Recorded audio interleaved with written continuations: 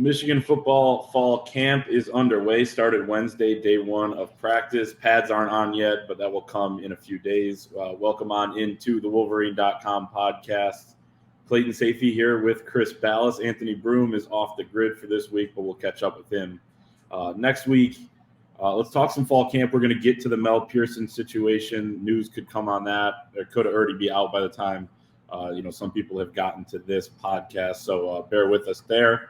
We'll talk about him at the end, but we'll start with fall camp, which is football's king, of course. And those guys, seeing some of the pictures and a couple of the clips gets you excited, seeing them on the field yesterday.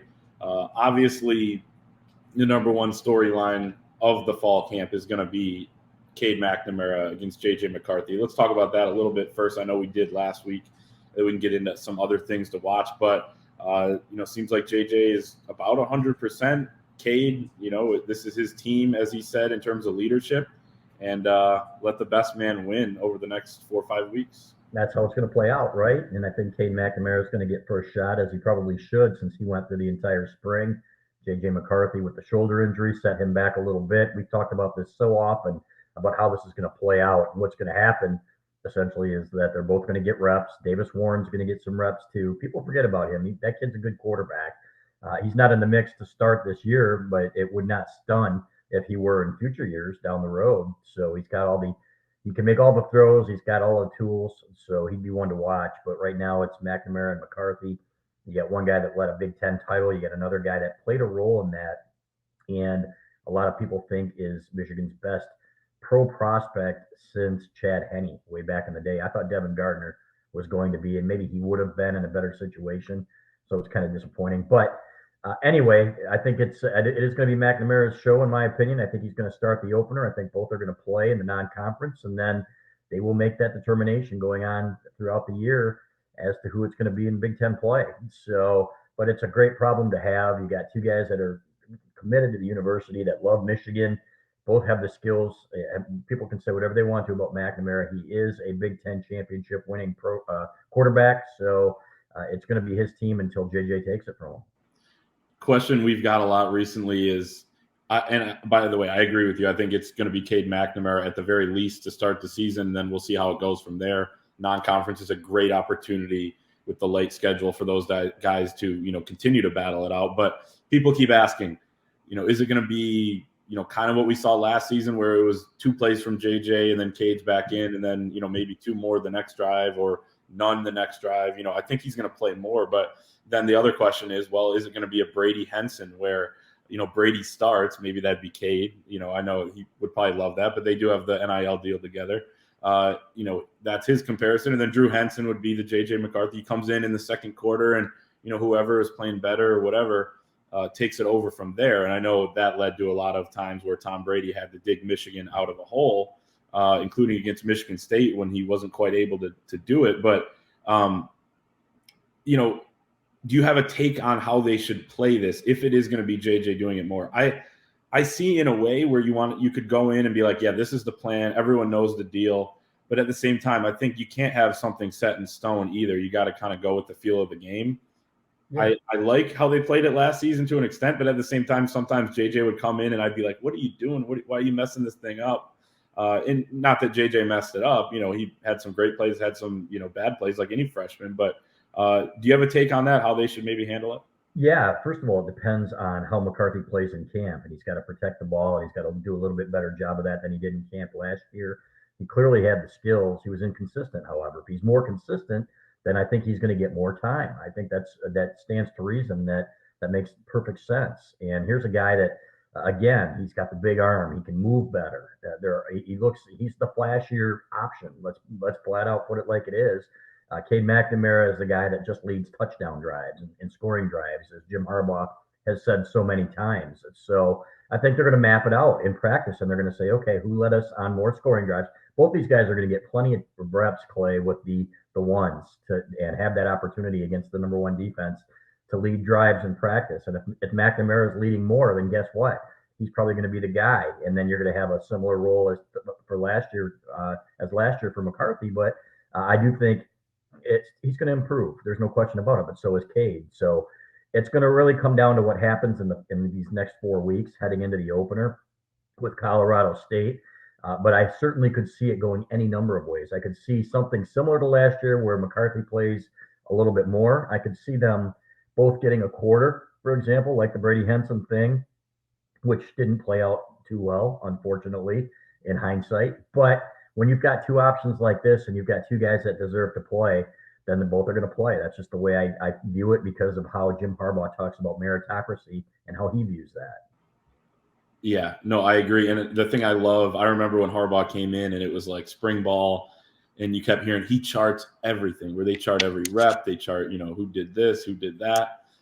So you're right. I think it's going to be, whoever wins the job, I think it'll be fairly easy to explain why. And, the other guy's going to continue to fight like hell and try to win that thing. But, when people were complaining about, why didn't John O'Korn, they should just put him in. Well, we kind of saw why Wilton Speight ended up winning that job too. And, I think it will be the best guy. But again, that competition will go into the year. Outside of those two, who, all eyes are on, guys I'm excited to watch in fall camp. I mean, there's a pretty long list. I put Andrell Anthony up there.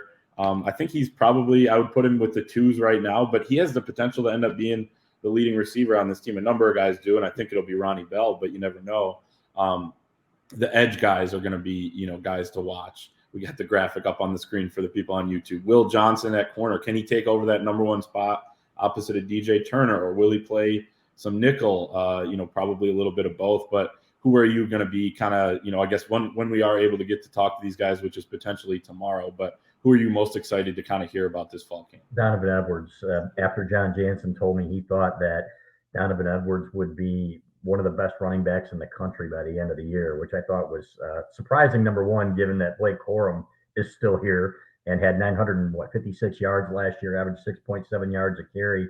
But Donovan Edwards, they think, is a special talent. And, the Marshall Faulk type who can catch passes out of the backfield. Can he run between the tackles?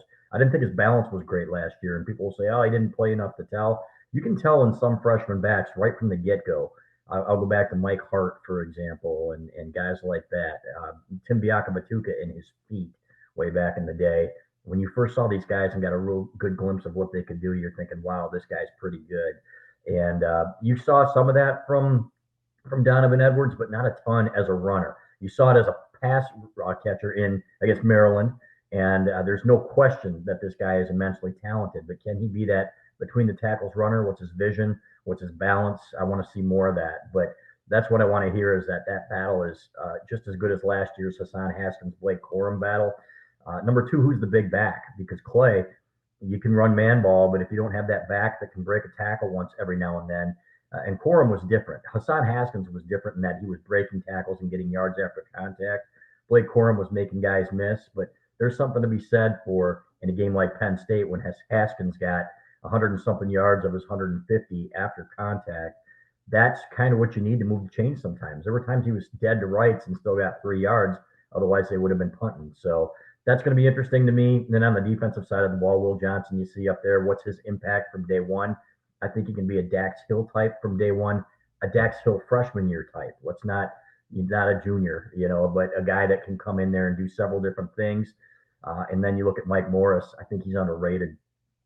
We've been hearing from people saying Mike Elston's going to move him all over the line and put him in favorable positions. So it's going to be fun to watch this team come together, but there's plenty of talent. I think this is a contender. I think this is a team that has a good chance to go into Columbus. I think they're going to have a legit chance to beat Ohio State in Columbus for the first time since 2000 and win another Big Ten championship. Mike Morris is fascinating to me, looking at his weight difference too. That's the first thing I thought of last night when they released that roster, and I saw that he was up to 292 pounds for an edge guy.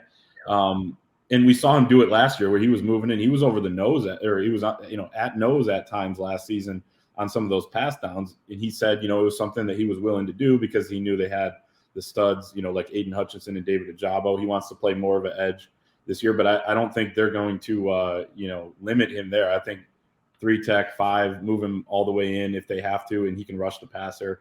Taylor Upshaw is another guy he really stood out to me when we were with them at the Gerald R. Ford Museum on the trip.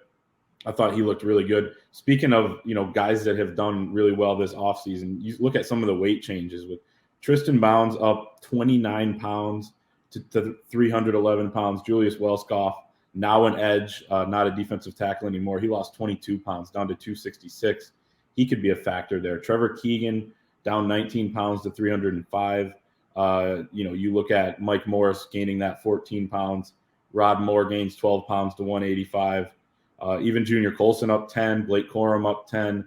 Eric All up 10. Chris Jenkins, another guy who's up to 285, even though he told us a couple of weeks ago he was 288, and then he tweeted 290 yesterday. Yeah. So, obviously they list you at whatever weight. And Mozzie Smith, an absolute beast, up to 337, his all-time high at Michigan, and just looks, as ripped as ever, but as big as ever. I think he's going to have a monster year. He said, hey, maybe I could be the best player in the country, and he's not ruling anything out. I wouldn't go that far, but I think he's going to have a hell of a year. Any takeaways from some of those weight differences on some of those guys? I thought it was good weight, and some guys shedded some they need to do. And when you see him in person, that's the big thing. What's Zach Sinter listed at? That was the one that interested me, because I thought he looked a little big when I saw him at his camp this summer. He's down, according to the roster. I think he was down like 5. Okay, which is good.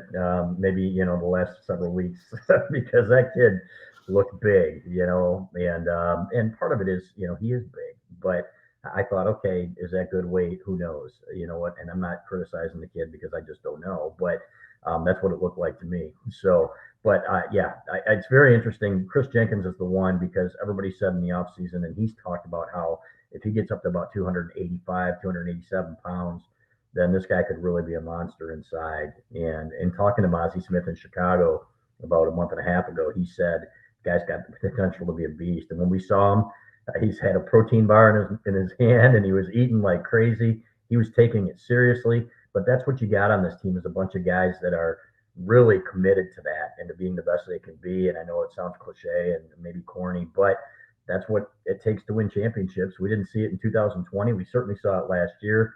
Guys want to win. So, and we've talked about Ronnie Bell, and I think that his return is being undervalued here. I think this guy, as a leader, as a football player, some of the catches he made last year, that one-handed grab against Western that got called back on an offensive pass interference but shouldn't have, was a play that not very many guys can make. And he's gotten faster, according to Jim Harbaugh. He's running his cone drills faster. He's doing all that stuff better. So it looks like he's 100%. You just, cross your fingers and hope that knee holds up, and it certainly should, since he got it repaired. Totally agree. PR'd in miles per hour on sprints, 3 cone drill, and plyometric stairs. And that was after he looked like he had kicked into a whole new gear last season at the beginning of the year. And he's obviously a huge leader for you too. So yeah, and that's why he got the cover of the Wolverine magazine. He, obviously, going to be a fantastic player this fall. And that kind of leads me into what we feel best about for this Michigan team as camp starts. That can change. I remember last year we were talking all summer about the linebackers, and there was some concern there. Josh Ross, hadn't stayed healthy. Junior Colson was just a freshman. Nakai Hill-Green was pretty unproven. And then by the time, midway through camp, we were saying linebackers might be one of the better position groups on this team. So that's going to happen too. But heading in, there are some obvious strengths for this Michigan team, a lot of them being on offense, offensive line, wide receiver, tight end, obviously huge. And you look at quarterback as well. That's a big strength. The 2 running backs they have, that's every offensive position group. But there are some things to like on defense too.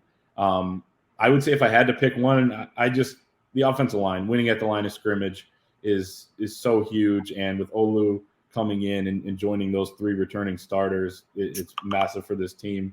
What do you feel best about heading? Yeah, the one thing that really stood out at Media Day, Big Ten Media Day in Indianapolis, was when Mozzie Smith talked about going up against Oluwatimi at center. Somebody on the message board said yesterday, Vastardis was a beast. And I'm like, well, you know what Vastardis was? He was a heady guy who was very smart, tough, and got the most out of his ability. Oluwatimi is a beast. And Mozzie Smith said, I haven't gone up against a guy like that at Michigan since Cesar Ruiz, who happened to be a first-round pick. So those guys, it's like, Godzilla versus Mothra or whatever, going back for these old-timers into that kind of stuff. But those guys are going to get the best out of each other. And Oluwatimi, I think, really makes that line better. Trente Jones as well on the right side. There are things that they can do with his athleticism. Andrew Stuber was fantastic last year, outstanding last year, and that yet you've got a guy that can really get out there and do some things with his athleticism now. Where this line has the potential to be better. We don't talk enough about Ryan Hayes and what he, when I said at one point that he reminded me of Chris Zeman, a guy that's going to have a hard time who played in 1997. He's going to have a hard time maybe putting on the weight, but he's going to give you everything he can, and he's going to. Chris Zeman was a pro for a while, and he was reliable, and that's the kind of guy that Ryan Hayes is. And so Zinter is a mauler. We'll have something on Inside the Fort tomorrow, a little teaser on how strong he is.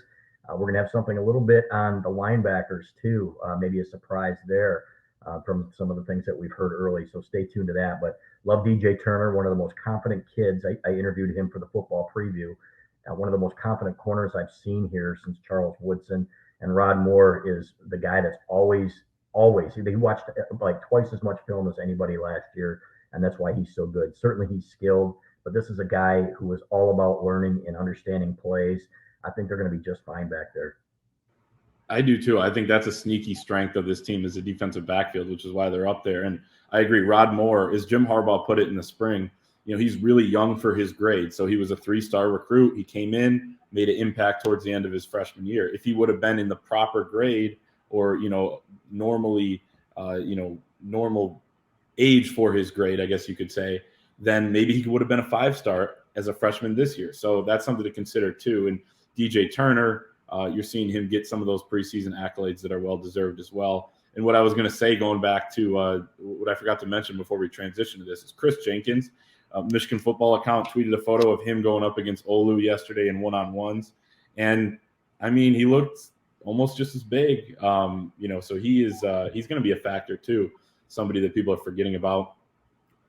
I'm going to throw it out there that I think he's going to be an upgrade over Chris Hinton from last season, but moving on to next topic of what concerns you the most about this team. To me, and I know we've talked about it, and you feel the same way about the pass rush. They got to prove themselves. We're going to find that out during the season, but until then, it's a question mark.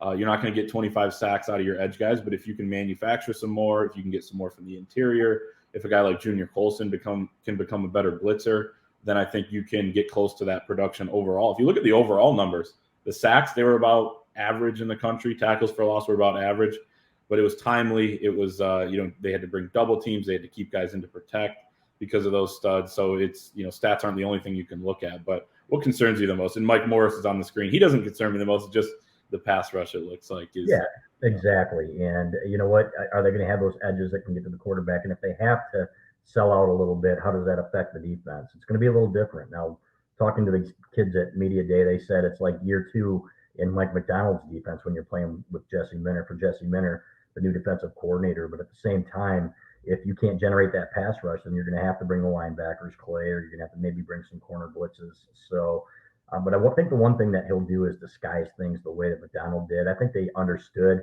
what had happened in previous years, that there were too many tells on defense that gave away what they were going to do on any certain play. Last year, tell me when you were watching that Ohio State game that they didn't look confused, that C.J. Stroud's dropping back to pass, and not only is he getting pressured, but the guys, where he was going to go with the ball are being covered differently than what they showed at the snap. So that's the kind of thing that you expect from defensive coordinators at this level. And Don Brown did a great job for 3 years here.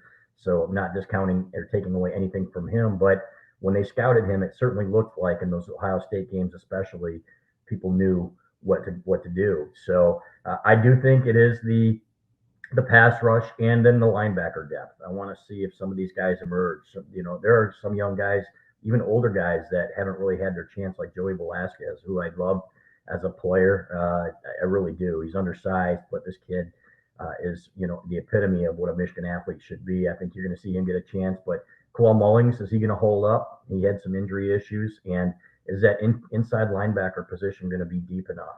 So to me, that's the big thing. Those are the big things. But when Jim Harbaugh said, I have a sneaky suspicion that these guys could be even better, then I think, yeah, I can see it. And it's funny because last year everybody, how can we be as good as last year? Well, nobody thought the defense was going to be worth a crap last year, Clay. A lot of people didn't. They didn't know what to expect. So I think there are enough athletes there, and there's enough depth at each position that this is going to be a really good defense. Definitely possible. Anything else on fall camp before we move on to Mel Pearson and that whole situation? I just, you know what, you don't wish the summer away, but holy cow, man, when you're coming off a Big Ten championship and you're stacked at so many different positions, and they are, then you want to see what they've got. So I'm excited. I'm excited to see who emerges at receiver and how they use that wealth of talent at receiver, because there are a lot of guys there. Also, how Mike Sainristil holds up on defense, and if indeed he's going to be the starter at nickel like we think he's going to be. Yep, all good points. A lot to watch as the month unfolds. We're under a month until kickoff, which is crazy. 30 days from right now, they'll be playing in the Big House if it's a noon start, I guess. Moving on to Mel Pearson, Michigan hockey coach, at least for now, hasn't had a contract for a couple months, just has been, kind of an employee.